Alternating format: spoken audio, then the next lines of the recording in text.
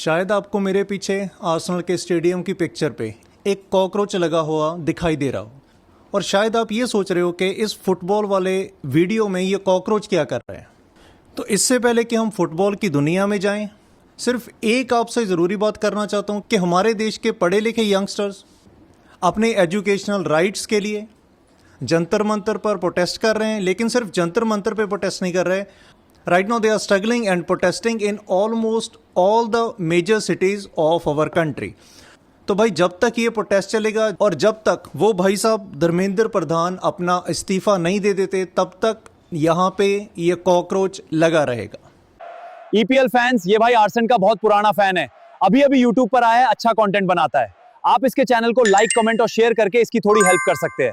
अगर आप ऐसा करेंगे तो नेक्स्ट सीजन आपकी टीम सीजन में बहुत अच्छा परफॉर्म करेगी। तो अब हम रुख करते हैं वापस फुटबॉल का। पिछले कुछ वीडियोस में हमने बात की आर्सेनल की टॉप 6 टीम्स की, लेकिन इस बार इस वीडियो में हम बात करेंगे उन 5 टीम्स की पर्टिकुलर जो बस यहाँ पे हैं। वो क्यों हैं वो नहीं पता, बहुत सारे सीजन से वो बस यहाँ पे फ्लोट कर रही हैं। मेरे ख्याल में ये वो टीम्स हैं जो इस वक्त एक आइडेंटिटी क्राइसिस से गुजर रही हैं। कई बार ये अपने फैंस को एक होप देते हैं कि शायद there some light after tunnel after so long. कुछ सीज़न ये अच्छा खेलती हैं, लेकिन फिर वापस बैक टू स्क्वायर वन वही चीज़ फिर हो जाती है। तो आज हम इन्हीं 5 टीम्स की बात करेंगे जिनके लिए ये वाला सीज़न बहुत क्रूशल होने वाला है। और सबसे पहले अगर इनमें से कोई भी टीम मेरे दिमाग में आ रही है तो वो है न्यूकैसल यूनाइटेड। इस टीम ने ईपीएल को बहुत लेजेंडरी प्लेयर्स भी दिए, एलन शेरर उनमें से सबसे टॉप पे हैं। लेकिन हाल फिलहाल के सीजन्स में चाहे इनके पास स्टार प्लेयर्स की कभी कोई कमी नहीं रही, लेकिन एडी हाउ के नेतृत्व में उनकी मैनेजमेंट में पिछले कुछ सीजन में इनकी जो परफॉर्मेंस रही वो बहुत सबड्यू रही है। पिछले सीजन सबसे ज़्यादा जो शैडो रही इनके पूरी के पूरे सीजन पे वो रही इसाक का ट्रांसफ़र सागा। इसाक इनका सबसे टॉप प्लेयर था। इसाक एक ऐसा इररिप्लेसेबल प्लेयर जो लिवरपूल में चला जाता है, और उसके बाद वोल्टेमोर्ट कभी भी उस परफॉर्मेंस को, उस लेवल को टच नहीं कर पाए जो इसाक की थी। लेकिन फिर भी पिछले सीजन को बचा जाते हैं कुछ एक पर्टिकुलर प्लेयर्स। ब्रूनो गोमेरेज थे, गॉर्डन थे, बार्नस ने बहुत अच्छा परफॉर्म किया। गॉर्डन ने पूरे सीजन 17 गोल किए, गोमेरेज ने गोल किए लीग में 9। अब सैंड्रो टोनाली और गोमेरेज जैसे प्लेयर सेंटर में खेल रहे हैं, आपकी डिफेंस लाइन अच्छी है, आपका अटैक अच्छा है, लेकिन इसके बाद भी अगर टीम उतनी ज़्यादा अच्छी परफॉर्मेंस नहीं करती और लीग में फिर भी 12th रहती है तो ये सब फैंस की एक्सपेक्टेशन पे उतना ज़्यादा कोई अच्छी परफॉर्मेंस नहीं है। और अब न्यूकासल के लिए प्रॉब्लम एक और है कि इसाक जा चुका है, इसाक के बाद टोनाली जा चुका है, टोनाली के बाद गॉर्डन बार्सिलोना में, और अभी ये बात चल रही है कि शायद ग्यूमेरेस की भी ट्रांसफ़र आपको होती दिखे आर्सेनल में। तो एक ऐसी टीम जिसके प्लेइंग 11 एक बहुत स्ट्रांग थी, लेकिन फिर भी वो अंडर परफॉर्म कर रहे थे।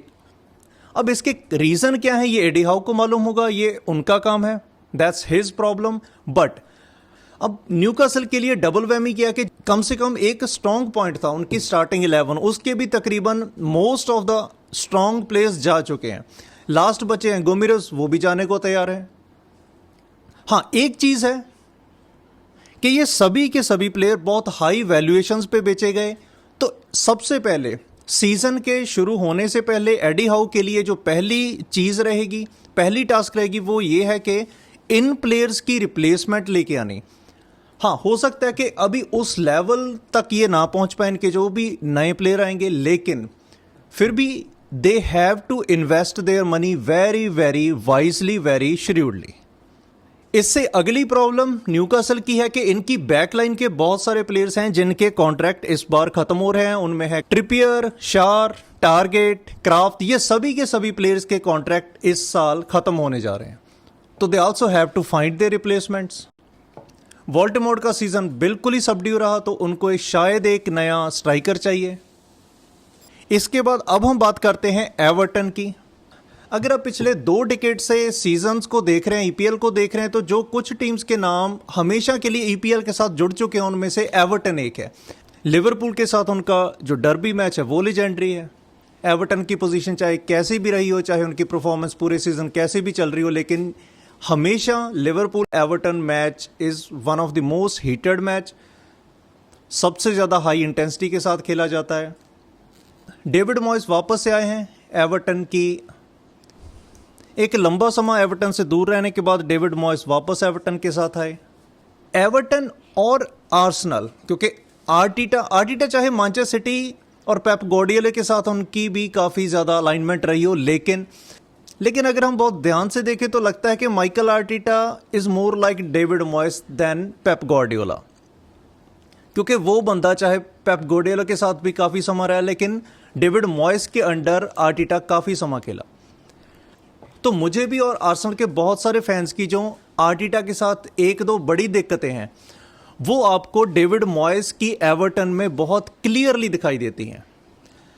एवर्टन के पिछले सीजन को अगर हम पूरे ध्यान से देखें तो उसको दो पार्ट्स में हम डिवाइड कर सकते हैं। पहले उनके फर्स्ट 30 मैचेस और उसके बाद उनके लास्ट वाले 8 या 9 मैच, प्लेयर्स को सब्स्टिट्यूट करने में और एक सीजन में एक टीम ने कितने ज्यादा प्लेयर्स को यूज किया और कितने अपने प्लेयर्स को प्रॉपर रेस्ट दी, इसमें एवर्टन 20th नंबर पे है।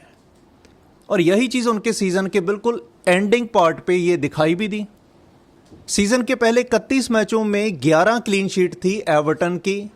डिफेंस बहुत अच्छा खेल रहा था, पिकफोर्ड जैसा उनके पास वर्ल्ड क्लास गोलकीपर है, इंग्लैंड की नेशनल टीम का वो नंबर 1 गोलकीपर है। और भाई मैं खुद पिकफोर्ड का एक बहुत बड़ा फैन हूं। लेकिन अब आते हैं लास्ट के 7 मैचेस, और जो आर्सेनल के साथ अप्रैल में होता है ना, अब ये ऐसा नहीं है कि कोई सुपरस्टिशियस है या कुछ भी और है कि अप्रैल क्या है आर्सेनल के लिए, कुछ नहीं है, सिर्फ फटीग है, इंजरीज होती हैं, इंजरीज पाइल अप करती हैं। यही चीज होती है एवर्टन के साथ। लास्ट के 7 मैच में एवर्टन जैसी टीम जो सीजन के पहले पड़ाव में इतना अच्छा खेल रही है, वो 3 पॉइंट लेती है, सिर्फ 3। 7 मैचेस में जो पॉसिबल 21 पॉइंट्स हैं, कम से कम मैथमेटिकली पॉसिबल, उनमें वो सिर्फ 3 पॉइंट्स ले सकते हैं। और ये सब था thanks to very very bad management of David Moyes. Last के 8 मैच में आफ्टर 76th मिनट एवर्टन ने 10 गोल खाए। तो यहां से क्लियर पता लगता है कि प्लेयर्स बुरी तरह से थक चुके थे। तो जो मैंने वीडियो बनाया था आर्टेटा के ऊपर कि what Arteta can learn from his past mistakes, same चीज अप्लाई होती है उनके मेंटोर और उनके एक्स मैनेजर डेविड मॉयस पे। डेविड मॉयस को यह बात इस बार देखनी पड़ेगी, समझनी पड़ेगी। अगली चीज जो आर्सेनल और एवर्टन की बिल्कुल एक दूसरे से मैच करती है, वो है कि दोनों टीमों की अपने डिफेंस पे ओवर रिलायंस। एवर्टन ने पिछले सीजन गोल किए 47 और गोल कंसीड किए 51। और यहां पे ये अब देखो कि जब आप डिफेंस पे बहुत ज्यादा रिलाई करते हैं, लेकिन लास्ट में वही आपके प्लेयर्स थकना शुरू होते हैं, तो फिर डिफेंस भी क्रम्बल करता है। और दूसरी तरफ डबल वैमी ये है कि आप उतने गोल भी स्कोर नहीं कर पाते। सेट पीसेस पे एवर्टन की टीम बहुत ज्यादा रिलाई की पिछले सीजन, 34-35% एवर्टन के गोल आए सेट पीसेस से। और यही सारे रीजंस थे जिसके कारण एवर्टन 15th पोजीशन पे फिनिश करती है। ये भी एक वो टीम है जो बहुत लंबे समय से ईपीएल में है। They are just surviving in the EPL, they are just floating around. और एवर्टन के साथ एक और बड़ी इंटरेस्टिंग हिस्ट्री जुड़ी है कि अगर पूरे ईपीएल की टीम्स के जो देखना हो ना कि वर्स्ट स्पेंडर टीम कौन है, जिन्होंने डेडवुड प्लेयर्स पे, जो प्लेयर्स उस लेवल के नहीं थे, उन पे बहुत हाई स्पेंडिंग की, ओवर स्पेंड किया, तो उसमें एवर्टन का नाम सबसे पहले आने वाला है। तो एवर्टन के लिए नेक्स्ट सीजन के अभी 3 हफ्ते बचे हैं, तो 3 हफ्ते के बाद सीजन जब शुरू होगा तो they have many points to work on. बहुत सारे ऐसे पॉइंट्स हैं, बहुत सारी एवर्टन की हिस्टोरिकल मिस्टेक्स हैं जिनको उन्हें ठीक करना पड़ेगा। एक चीज़ और एवर्टन के साथ हुई कि अपने पुराने हिस्टोरिकल स्टेडियम गुडिसन पार्क से वो मूव हुए पिछले सीजन हिल डिकिसन में, और इससे उनका जो रेवेन्यू है वो बढ़ेगा 25% तकरीबन। तो इस प्रॉफिट को वो किसी ना किसी तरह अपने फेवर में यूज़ कर सकते हैं। अब हम बात करेंगे ऐसी टीम की जिसे मैं पर्सनली तौर पे मानता हूं कि ईपीएल की सबसे इनकॉन्सिस्टेंट टीम है ये, और सबसे अनप्रडिक्टेबल टीम है ये है क्रिस्टल पैलेस। भाई क्रिस्टल पैलेस का मैच जब भी होता है ना, नेक्स्ट वीक मैं कभी इनका मैच प्रेडिक्ट नहीं कर पाता, कभी भी। चाहे ये मैनचेस्टर सिटी के अगेंस्ट खेलें और चाहे वोल्वरहैम्पटन के खिलाफ खेलें, आपको नहीं पता कि वोल्वरहैम्पटन से ये हार सकते हैं और मैनचेस्टर सिटी को अवे में हरा सकते हैं। ये टीम इतनी ज्यादा अनप्रडिक्टेबल है और यही इनकी सबसे बड़ी प्रॉब्लम है। अगली बड़ी प्रॉब्लम कि टीम के पास बहुत ज्यादा अच्छे खिलाड़ी आए, टेक्निकली गिफ्टेड प्लेयर्स आए, लेकिन क्योंकि टीम छोटी है तो इनके ये सभी प्लेयर्स एक एक करके बड़ी टीमों ने इनसे छीन लिए ट्रांसफर्स में। जो क्लब की हिस्ट्री के one of the most successful manager भी रहे इनके, ग्लासनर, बहुत अट्रैक्टिव फुटबॉल खेल रहे थे, अपनी टीम को खिला रहे थे।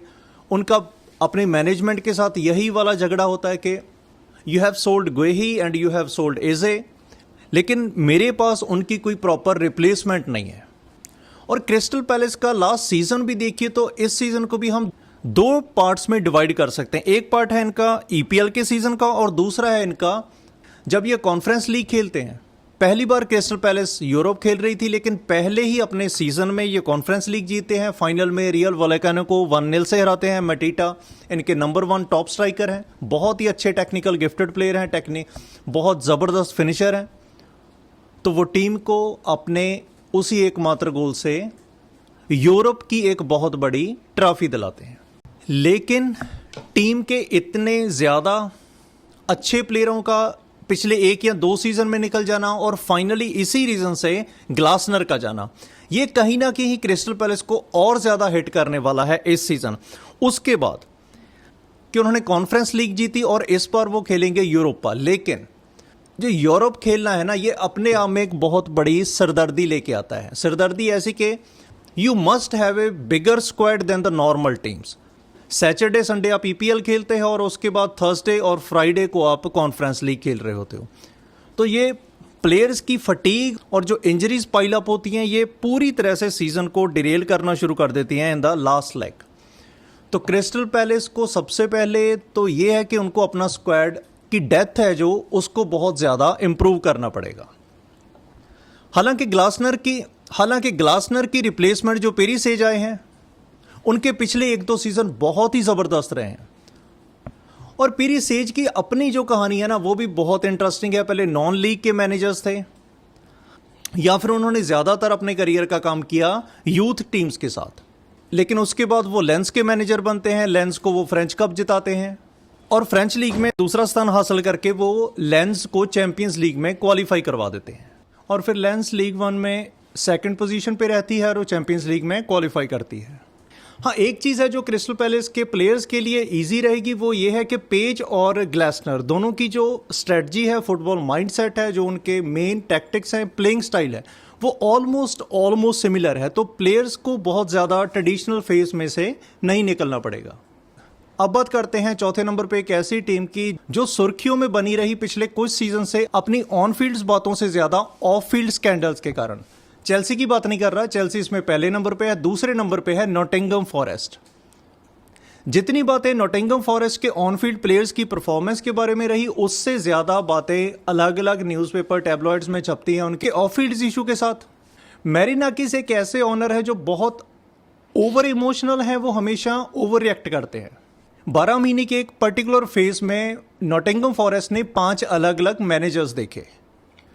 तो यहीं से पता चलता है कि नॉटिंघम फॉरेस्ट की जो मेन कोर प्रॉब्लम्स हैं वो उनके प्लेयर्स नहीं हैं, वो उनके मैनेजर नहीं है, लेकिन बल्कि खुद उनके अपने ओनर है। अब ये है कि या तो उनको रिजल्ट जो है बहुत ज़्यादा जल्दी चाहिए, या फिर उनका अपने कोई बिहेवियरल और एटीट्यूड इशू है जो उनकी अपने मैनेजर्स के साथ बन नहीं पाती। लेकिन इस बार शायद ग्लासनर नॉटिंघम फॉरेस्ट को एक वो स्टेबिलिटी दे पाए जो शायद अलोंसो से भी एक्सपेक्ट की जा रही है अभी चेल्सी में। नॉटिंघम फॉरेस्ट भी क्रिस्टल पैलेस की तरह एक ऐसी टीम है जो हमेशा ना सिर्फ अपने फैन को बल्कि पूरी की पूरी ईपीएल देखने वाले दर्शकों को पूरी तरह कंफ्यूज करती है। किसी दिन वो ऐसा खेल रहे होते हैं कि लगता है कि नहीं, इस टीम को तो टेबल में बहुत ऊपर होना चाहिए, ये अंडर परफॉर्म कर रहे हैं। लेकिन उसके बाद एक लंबी सीरीज चलती है, एक लंबा पैटर्न चलता है जिसमें उनकी परफॉर्मेंस बुरी तरह से ड्रॉप होती है। अब लास्ट ईयर नॉटिंघम ने रेलीगेशन तो बचाई, लेकिन जो 16th पोजीशन पे आए। मुझे नहीं लगता कि नॉटिंघम फॉरेस्ट जैसी हिस्टोरिकल टीम के फैंस के लिए ये कोई बहुत ज़्यादा अच्छा सीज़न रहा होगा।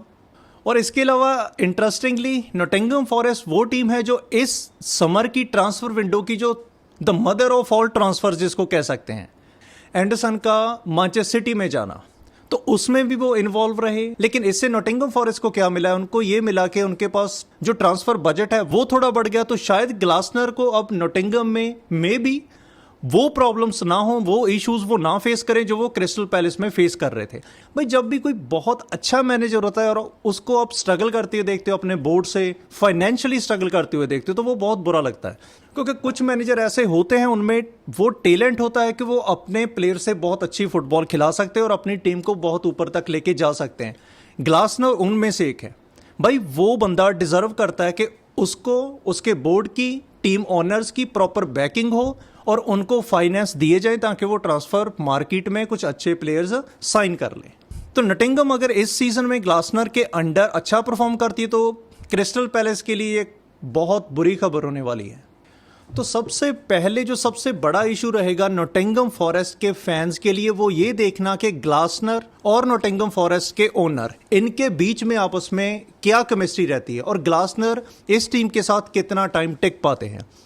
मैरिनाकिस को अपने वो जो उनकी ओवर इमोशनल अप्रोच रहती है, ओवर रिएक्ट करते हैं, उसको थोड़ा सा कंट्रोल करना पड़ेगा क्योंकि ग्लासनर एक बहुत अच्छे कोच हैं। सीन डाइश को लेके आते हैं और सबसे ज़्यादा कंट्रोवर्शियल जो इन्होंने मैनेजरिंग साइनिंग की विक्टर परेरा की, वोल्वरहैम्पटन के मैनेजर रहे। भाई दैट वाज पैथेटिक। मुझे नहीं लगता कि अब मैं 2001 से ईपीएल देख रहा हूँ, लगभग 25 साल हो गए।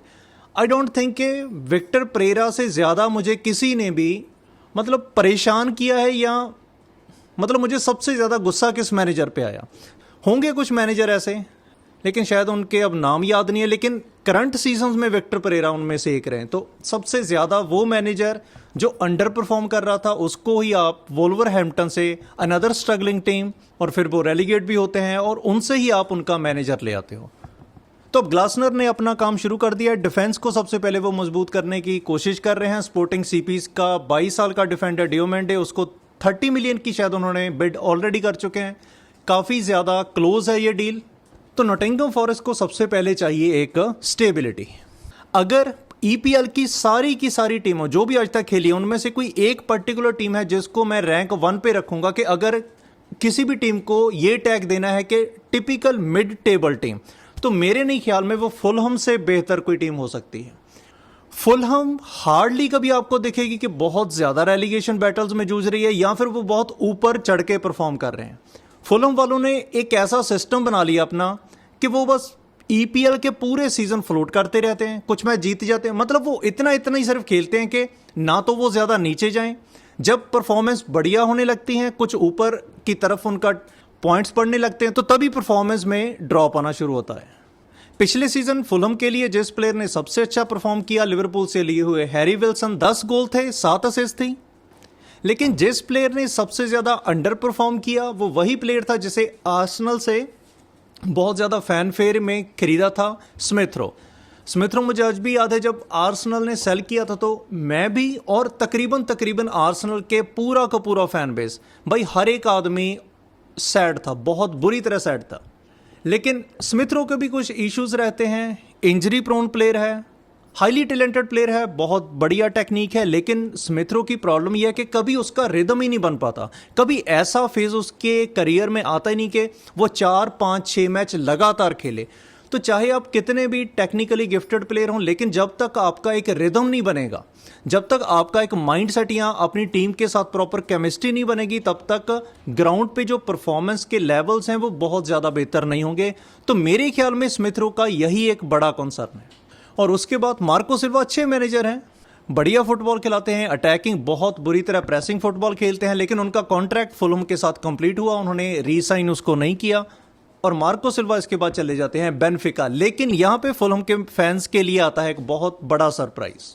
रियल मैड्रिड के इंटरिम मैनेजर और उनके पुराने लेजेंडरी प्लेयर आर्बिलोआ को नेक्स्ट मैनेजर बनाया गया है। लेकिन अब फुलहम फैंस के लिए भी ये देखना बहुत इंटरेस्टिंग होगा कि आर्बिलोआ अब तक की जो उनका फुटबॉल ब्रेन है जो ला लीगा का है, वो अपने एक्सपीरियंस का इस्तेमाल कैसे ईपीएल में करते हैं और ये सारी चीजें कैसे फुलहम को इम्पैक्ट करती है नेक्स्ट सीजन टेबल पॉइंट में। लेकिन कम से कम ये है कि हमें ये मालूम है कि फुलहम नेक्स्ट सीजन फुटबॉल कैसी खेलने वाली है। वो पूरी तरह से पोजेशन बेस्ड, बहुत ज्यादा कंट्रोल्ड फुटबॉल खेलेंगी। मार्को सिल्वा की जो फुटबॉल की टैक्टिक्स थे वो थे हाई प्रेसिंग वाले, लेकिन इस साल आरबी के अंडर फुलहम के प्लेयर्स को एक बिल्कुल डिफरेंट तरह की फुटबॉल खेलनी सीखनी पड़ेगी। लेकिन फुलहम के लिए अब एक बड़ी प्रॉब्लम है कि हैरी विल्सन लीड्स में जा चुके हैं। भाई ये वो ट्रांसफर थी जिसने मुझे अभी तक की पूरी ट्रांसफर विंडो में सबसे ज्यादा सरप्राइज किया, ऑनेस्टली सबसे ज्यादा। क्योंकि बात ये नहीं होती कि सिर्फ उन्हीं ट्रांसफर्स की बात की जाए जहां सिर्फ स्टार प्लेयर्स इन्वॉल्व रहते हैं या बड़ी टीमें इन्वॉल्व रहती हैं या फिर प्लेयर्स की वैल्यूएशन बहुत ज्यादा है। ये वो प्लेयर हैं हैरी विल्सन टाइप जो कि ईपीएल का एक बहुत बड़ा पार्ट है, बहुत इंपॉर्टेंट पार्ट है। तो हैरी विल्सन फुलहम के लिए कितने इंपॉर्टेंट थे ये आपको कोई भी फुलहम फैन अच्छी तरह से बता देगा। लेकिन हैरी विल्सन का फुलहम को छोड़ के लीड्स में जाना फुलहम के लिए एक बहुत बड़ा झटका साबित हो सकता है, क्योंकि now the question is that whether Fulham will be able to replace Harry Wilson type player or not. ये बहुत ही मुश्किल होने वाला है। दूसरी प्रॉब्लम है कि फुलहम के पास वैसे भी अटैकिंग थर्ड में को बहुत ज्यादा प्लेयर नहीं है, क्वांटिटी में भी और क्वालिटी में भी। वेस्ट हैम से समरवाइल को लेने की काफी कोशिश की फुलहम ने, लेकिन तभी मैनचेस्टर यूनाइटेड और कुछ और बड़ी टीमें मैदान में आती हैं, लेकिन समरवाइल सभी को बीच में छोड़ के भाई साहब चले जाते हैं सऊदी। इसके अलावा आरबी ने अपनी पुरानी टीम रियल मैड्रिड से 22 साल के स्ट्राइकर गोंजालो गार्सिया को लेने की भी ट्राई की, वहां पे भी उनका कुछ नहीं बना। तो फुलहम के लिए ये वाला सीजन बहुत ज्यादा क्रूशल और मे बी बहुत ज्यादा पेनफुल होने वाला है, क्योंकि फुलहम भी एक वो टीम है जो बहुत सीजन से, बहुत सालों से ईपीएल के साथ जुड़ी है, लेकिन कहीं ना कहीं इस टीम ने भी जो अपनी पर्टिकुलर एक आइडेंटिटी है वो पूरी तरह से अभी लॉस्ट की है। और फिलहाल मुझे ये वो टीम लगती है कि अगर इनके फैंस से भी पूछो कि आपकी टीम किस लेवल की टीम है, तो मुझे नहीं लगता कि बहुत ज्यादा फैंस होंगे कि जिनको राइट नाउ को पर्टिकुलर आइडिया होगा कि उनकी team next year EPL table में कहां होने वाली है। तो ये था मेरा आज का वीडियो। उम्मीद है कि आपको ये मेरा वीडियो पसंद आया होगा। अगर आपको मेरा ये वीडियो, मेरा काम पसंद आया तो इस चैनल को सब्सक्राइब करना, मेरे इस वीडियो को लाइक करना और कमेंट करना ना भूलें।